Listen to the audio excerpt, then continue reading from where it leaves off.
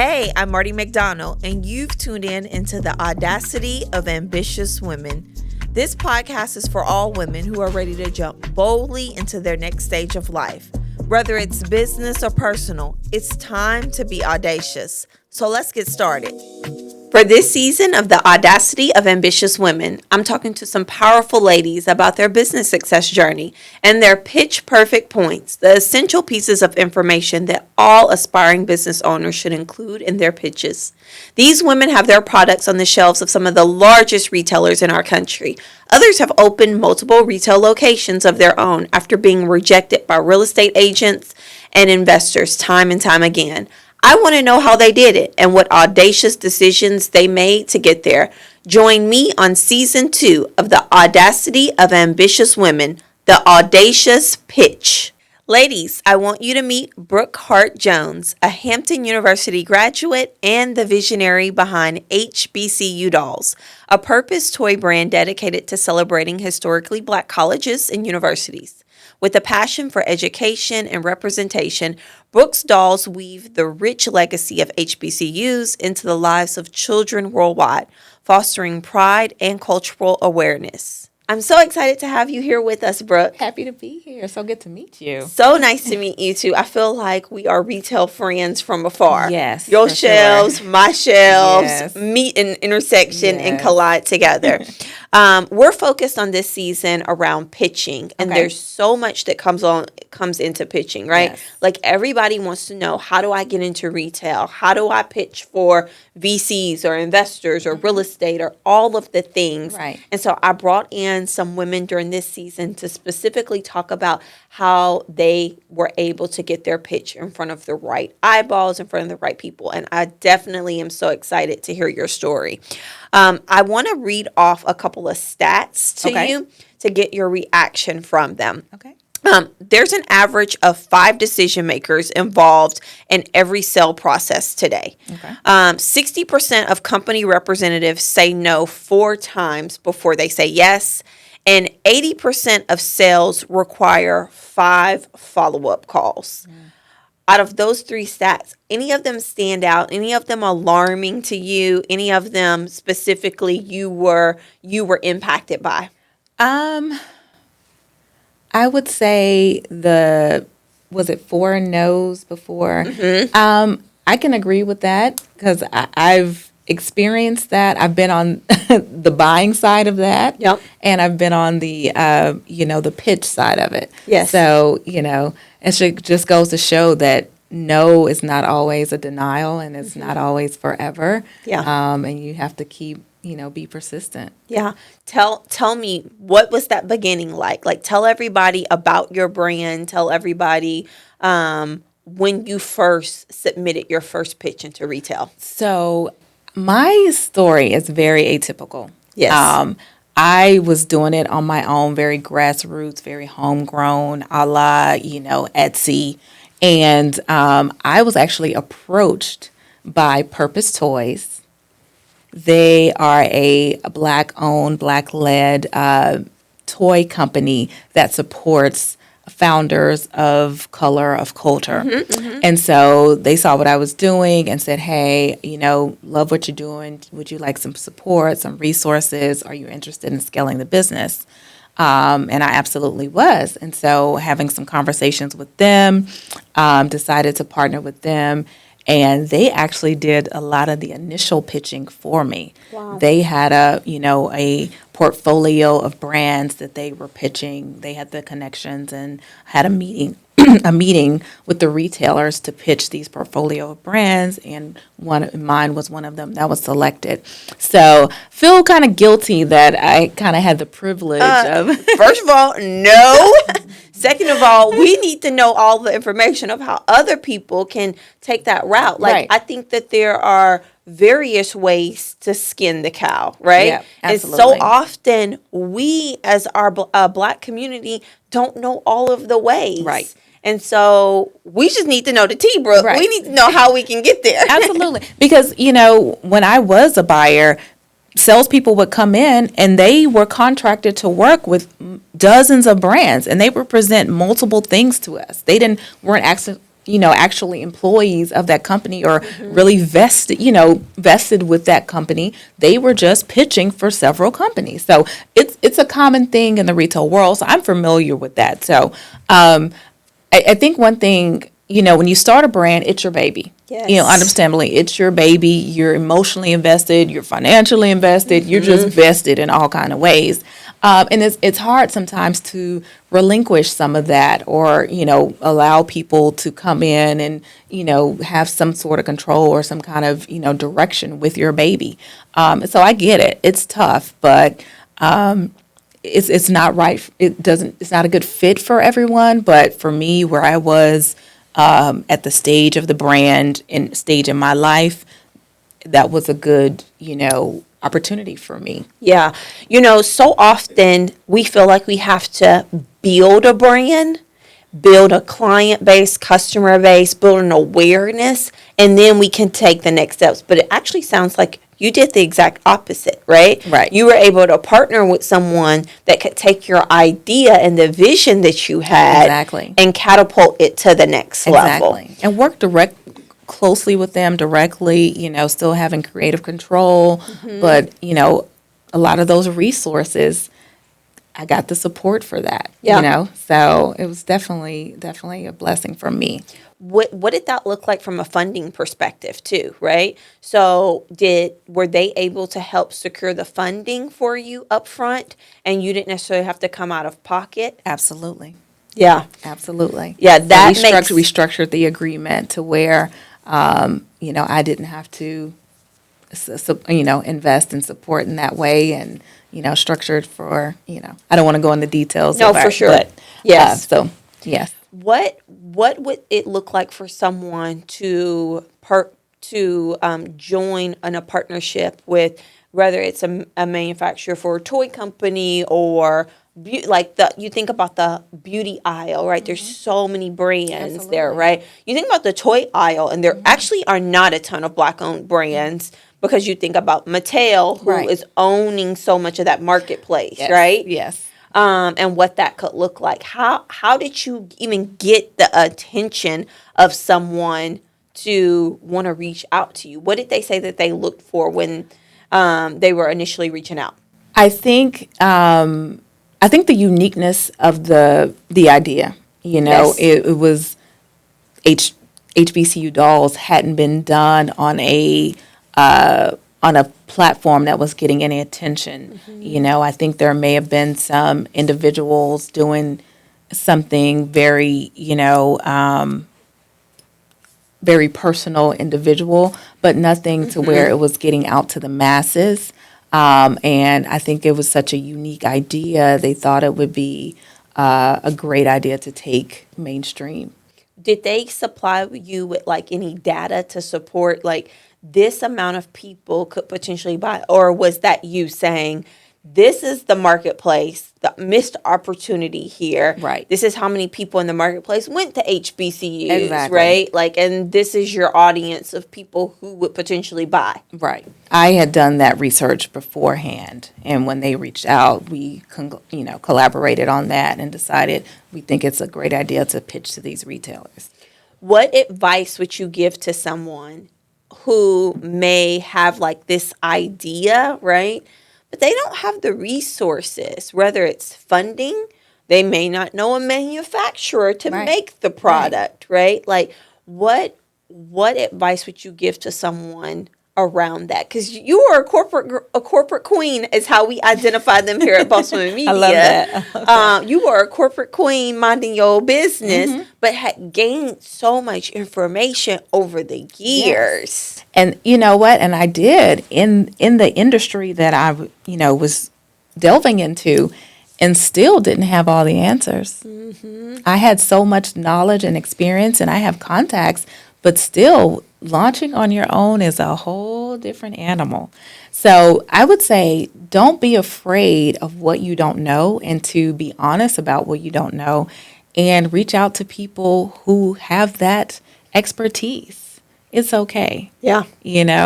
I think you can let perfect get in the way of good. Yes. You know what I mean? And so definitely reach out to those who have the strengths that you don't have. Network, there's strength in numbers for sure. And collaborating and partnering can be a really, really good avenue to get your baby out there, to grow your baby. Yeah. I'm going to talk about this on a later episode, but listen, when I got into Target, you couldn't tell me nothing, first of all, when they said, we are accepting you. But I knew nothing. I'm not even going to act like I did. And everything that they asked me, I act like I know to them, And it was tough, man. Last year was a tough year. It is. And we had to supply them with 70,000 units on our first order. That was like a beast. I don't even think I understood what I was undertaking. Yeah, that's a lot. But I'm so glad that I now have the experience of it, right? But I would say from my experience of being into retail, one of the biggest things that I've learned is, and I would love your take on it, getting into retail is one thing. Staying into retail is a whole nother thing. What would you say about staying into retail? Someone's there. They got the yes. Somebody got they betted on them for a second. What would you say on how to stay? I literally was just telling somebody that a few minutes ago. It is harder staying there, because especially in the toy industry, because you're competing against conglomerates who have pretty much owned the market. And so they have the budgets for advertising. First of all, they have generational household name recognition, and they have the budgets to maintain that. You have to be very diligent about reaching your audience. You have to be very, diligent about brand awareness and marketing. And every time you can get your name out there, taking that opportunity. You have to come at it a lot of times from more of a grassroots level, because that's all you have. But remembering your mission and why you're doing it, and just really honing in on that, because that's what they can't take away from you. That's where they can't compete, right? Yep. So it's really focusing on that and make sure you're highlighting that. So what were some of those first things that you did? I think connecting with on our social media, and that's something we haven't been the best. We're still learning and evolving that, but I think really showing ourselves on social media, reaching out to the target audience, different events that we've done. I had to realize that I was going to have to step in front of the camera more, show myself more. That's something I had not planned on doing at all. Yeah. Because that takes me out of my comfort zone. But that's something I realized was necessary for the brand, so I've had to do that. Because people connect with founders, Absolutely. not brands. Absolutely. Yes, we know Mattel. We don't know who's running Mattel. Right. People will resonate more with you, Brooke, who owns HBCU Doll, if you put your face out, people connect with founders these days. Yeah. So I had to do that. I am doing that. Yes. It's things like that. And like I said, have we mastered it? No, we're still learning and growing and evolving. But we now know what we're up against, and we have more of an idea of what it takes. You've had to put yourself in a position where you really have been uncomfortable. Can you tell me, walk me through, we talked a little bit about it before we started filming, but you were in corporate America kind of minding your own business, right? Yes. This is nothing to necessarily do with the pitch, but it has so much to do with how we evolve as people. Absolutely. What made you decide, I am about to go start and do this whole nother thing that is going to take away time from my family? It's going to be a big investment, right? But I know that there's something here on developing this. Yes. So 5 years ago, you could not have paid me to think I would be doing what I'm doing, that I'd be sitting here with you. Totally outside of my personality, kind of, who I was, totally not me, right? My late mother used to always tell me, you should start a business. I'd be like, no, I can't do that. That's too hard. I don't have the personality for that. That's not me. Wow. So I was furloughed, and I was at home during the pandemic. And my good friend, her daughter's birthday was coming up, and I wanted to send her something really special. It's during quarantine. It's not the best birthday that you would Yeah. imagine. So I was like, I really want to send her something special. I was like, oh, you know what? An HBCU doll would be so fun. Let me go on Google and order one. Start searching. It's not there. I'm like, what? In my mind, it's there. I just need to find it and order it. And could not find it. And, a light bulb went off. Wow. I'm like, wow, this doesn't exist. Okay. I have experience in toy buying, lifelong doll lover, HBCU alum. Why don't I start it? So it first kind of started with me putting together the gift for her, and I said, I'm going to send her one. I'll send another friend, her daughter, I'll send them one, kind of see the reaction. We'll go from there. Got a really, really good reaction on social media, and people trying to order before I had a name. I didn't have a name for the company. I didn't have a website, but I was like, okay, yeah, I can get you, I'm taking these kind of DM'd orders. Yeah. And the rest is history. So what did you go do? Like, where did you buy the doll from? So, I started looking for black dolls I could find wholesale.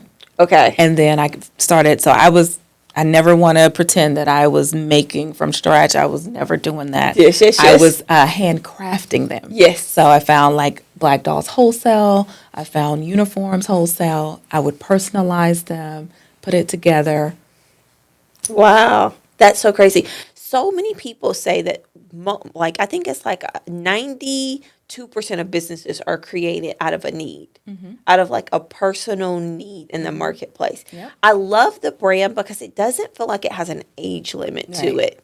Yeah. And starting out, it was more of a collectible of a play doll. It was more adults kind of ordering because my price point was a lot higher because of the supplies and resources that I had. But now we have some seasoned ladies who love the dolls and collect them, and alum that like them as decor. But there's still a great play element to them, so it's a good balance. But I don't think it's an age limit. Yeah, because I'm like, I know a girl who's about to graduate at Spelman. Right. Like, I'm like, that could be a perfect gift for her. Absolutely. But I'm going to take Elle to her campus when we go to her graduation. I'm like, and this is a great gift for Elle. So she gets to see, like, different HBCUs and stuff like that. So we are very blessed to have, a market with various ages. So we're very, very thankful for that. I love that. So as we think about who and how you've created this, who you were able to reach out to, what do you feel like your most audacious business move has been to date? I would say actually starting it. Yeah, I was just saying going for it and starting it. I've always been an idea person, but I have never had the gall to actually do something with that idea. I would just let it pass by. But I think the timing was right just for where I was in my life, what was going on in the world, to be able to start it. Because like I said, this isn't what I saw for myself at all. Yeah. But I really forced myself to, because as I'm in, and I still, you can struggle with imposter syndrome For sure. or, worrying if it's good enough and, all these things and just silencing all the negative voices that you can place on yourself and going for it, I think has definitely been, The biggest. yeah. The biggest challenge, hurdle, and accomplishment. Hurdle.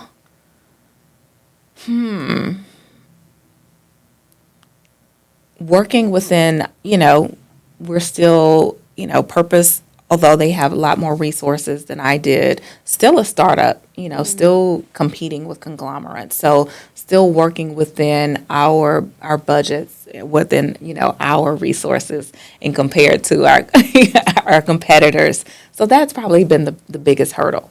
The challenge is me stepping outside my comfort zone, really forcing myself to do it scared, I would say. Yeah. Continuing to do it scared.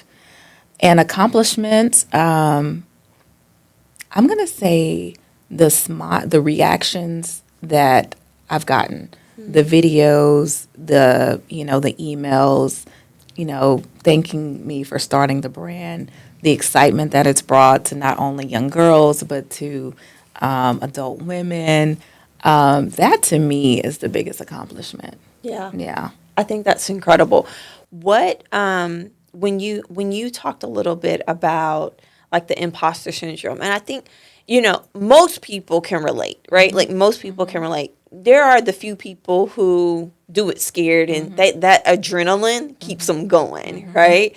Not until you broke though, because doing it scared and broke is a whole nother topic for a whole nother day. Oh my gosh! But like, what tactics or routines do you put in place to overcome the space of imposter syndrome or the voices of negativity? Always thinking about the end result.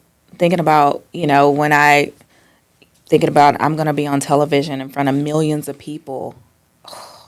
But what is that going to do for the brand? What is that going to do for the mission? So always keeping the end result in mind, and that'll, like I tell my team, like, they want you to, this is coming up, or, and they kind of know, and they're like, I'm like, you don't have to worry. I'm going to do it. I might complain. I might whine a little bit, I might go through my little spill, but I'm going to do it. Regardless, like I'm gonna get it done because I know what it means for the brand. I know what it means. It can help us connect to that audience. It can help somebody see themselves. It could introduce somebody to college who don't even know about HBCUs. They may not even know about college at all. It could plant that seed. And so I'm gonna do it because I know what the end result is, and that's worth my being uncomfortable. Yeah. It's worth my, my little bit of anxiety or my angst. Like, it's worth it, and I will get it done. My mother used to always say, I will rise to the occasion. I love that. Tell me who was Brooke growing up? Like, are you a rule follower, Brooke? Very much so. Yeah. Rule follower, so quiet, very, very shy. I would have got you in trouble, Brooke. You would have been in my circle. We would have been doing things. Like I was like back in the day, the teacher, like you probably can't do this now because it's passe. But the teacher, if they had to walk out the room, they tell me to take names. And, like I was going to be that person. You was the snitch in the class. Yes. That was me. Definitely goody two shoes. I was definitely very, very quiet, and I look back, I encourage the boldness in children. I do encourage, my kids are a lot more vocal than I am. I'm surprised at the things I'm like, I would have never thought to ask my parents the things that they ask or the conversation. And they're not afraid to talk to us about anything. And it catches me off guard sometimes, but I'm really, really happy because I do think, I'm a proponent of education, but I do think there's something about not having fear, being able to talk to anyone, talk about anything can get you so far. Yeah. And I've had to learn that post 40, I've had to adapt to that. But, seeing that audacity in children and young girls is great to be an audacious woman in the future. Yeah. So even though I'm a boy mom, but I definitely encourage that because it can take you a lot further than you think. Yeah. Mm-hmm. Yeah. I love that. But see, the things that make you unique as a CEO of you probably being more methodical, right? Right. You probably are not necessarily going to make decision off the cusp of emotions or Definitely, feelings, definitely. you know? Yeah. So those are characteristics that you need in driving a business forward as well. What's the end goal for you? I definitely would like to make HBCU Dolls a household name. I would love to expand to different categories. Thankfully, with Purpose being the biggest Black-led toy company, in the U.S., definitely opportunities to expand to more retailers. But just definitely want to grow the brand and connect with more children, and really just continuing to plant the seed of higher learning and sharing the magic of HBCUs. I absolutely love that. We have a live audience, Okay. A small but mighty Yes, live yes, audience. yes. And we want our live audience to ask some questions. Okay. So before we end the conversation, I want to see if they have any questions for you as we share a little bit more about the brand and dig into the audacity of the pitch. Okay.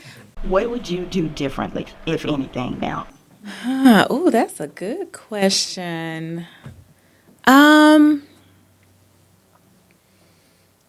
I think I would maybe have sooner. I would have kind of stepped in front of the camera more. It was a few months after the launch of the brand nationally that I kind of took the leap and said, okay, I'll start to put my voice out there. I wish I would have done that a little sooner. But for the most part, I'm pretty pleased. I'm a true believer that things happening for a reason. You definitely want to work hard, and you're the master of your fate to some degree. But there's always things that we don't control, and so I'm pretty pleased with how things would turn out. I don't think I'd do too much differently.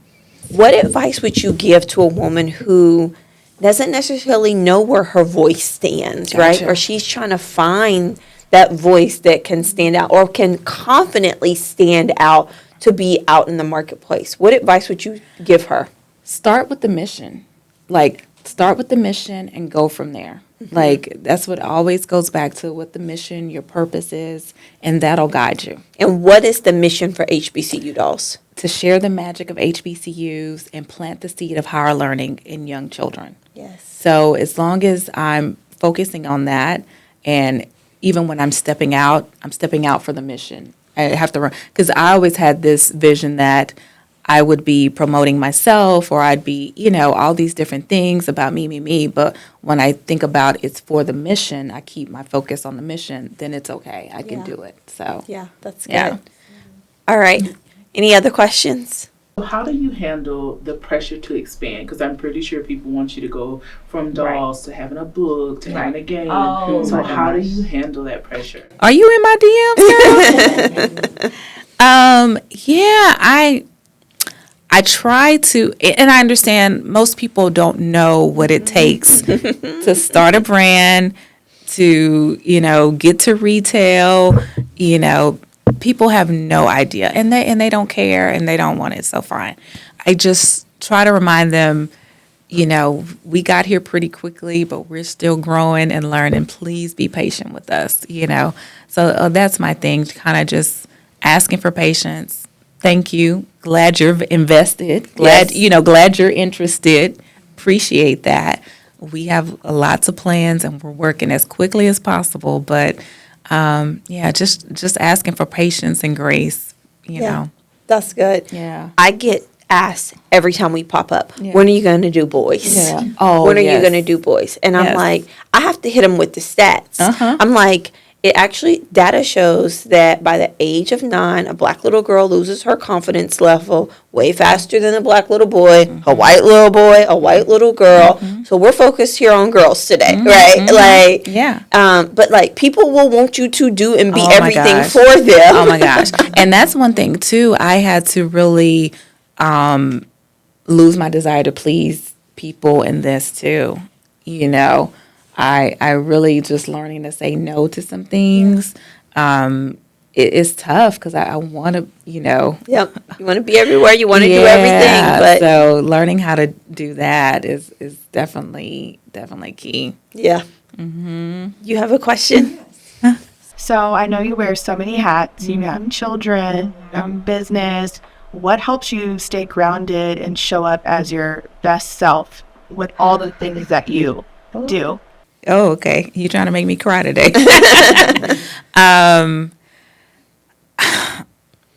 Just coming to grips that I can't get everything done in a day, and like setting those goals every morning, like those small wins, have really helped me.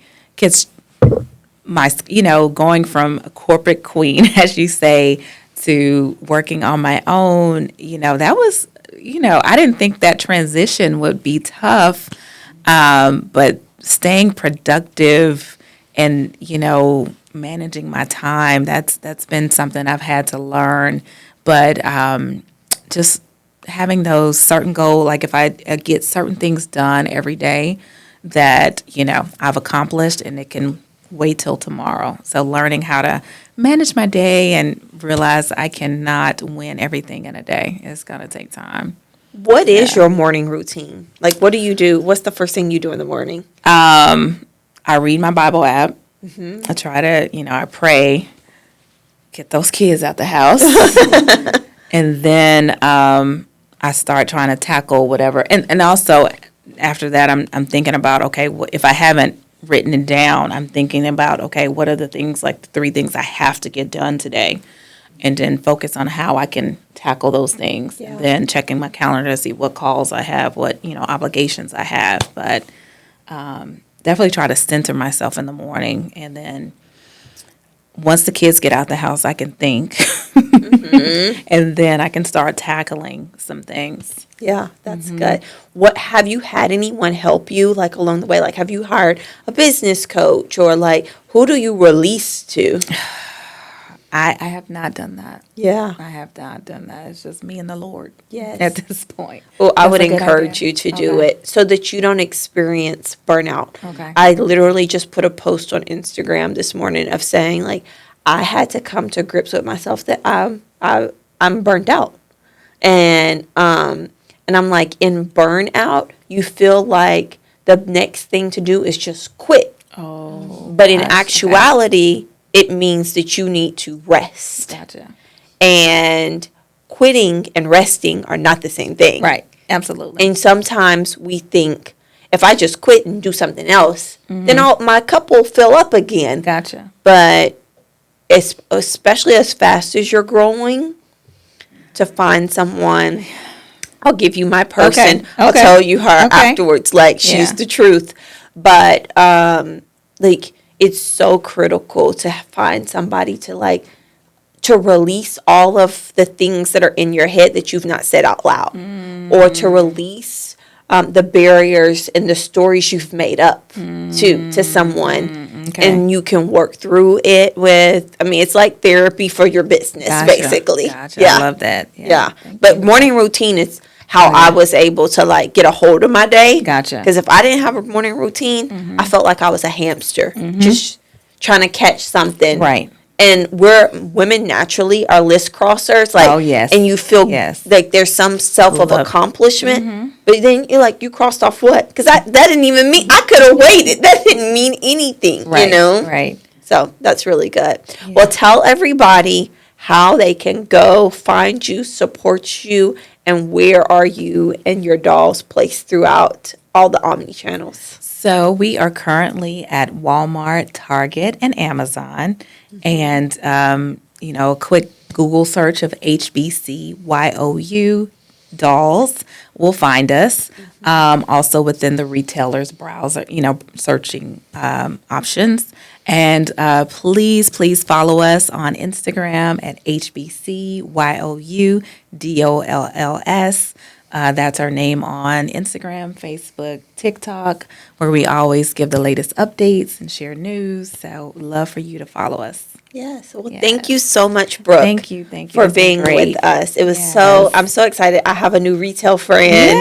and a Dallas native at and I love all of the things that you're doing. So keep shining. Oh, same for you. I am just in awe of all the things you are doing with those little babies. Oh my gosh. I saw you at Black Girl Reimagined. Yes. And you had just was it like days or? No, it wasn't days. It felt like Okay. it. I had the twins like 6 weeks though. Wow. Which was I crazy. was like, oh my gosh, I couldn't believe it. Yeah, So I still can't believe it. Just in awe of you and all you're doing. So thank you. I appreciate it. Listen, Yes. just to be here, just to film podcasts, I had to bring in my mother-in-law. The nanny's at the house. Everybody's on a schedule. We're switching off. Like it's a whole operation at our house to make anything work. I can imagine. But listen, this is going to pay off. I'm Yes. excited for what my payoff Yes. day is going to look Yeah, like. and you're uplifting so many other women. Like what you're doing, it's kudos to you. Thank you so very much. Proud. Thank and you. appreciative too. I Thank you. appreciate you, Brooke. Thank you. And thanks for our audience members for being here and with us. Gorgeous. All right, you guys. Well, that was our episode with Brooke on with her brand HBCU Dolls. And I'm excited to hear you guys' reaction. Drop a comment. Let us know what you thought about the today's conversation. And that was the Audacity of Ambitious Women. As always, thank you for listening to this episode of the Audacity of Ambitious Women. If you like what you heard, and I'm sure you did, please let us know. Make sure to subscribe to our podcast and drop us in the group chat to spread the word. It's time to be audacious.